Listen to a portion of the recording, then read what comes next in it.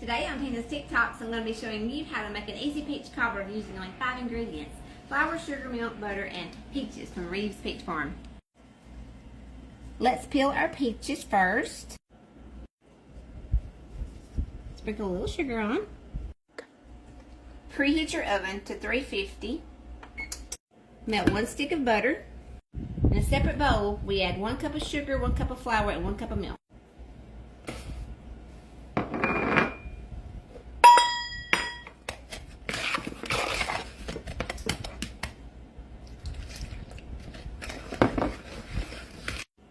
Next, we put our batter into our butter.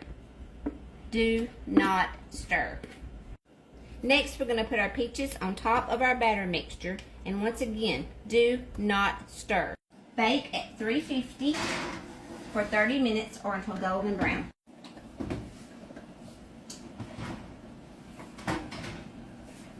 Yum! Sprinkle a little sugar on top. Can never have too much sugar. Now the best part of this is sharing with someone. And that is exactly what I'm about to do.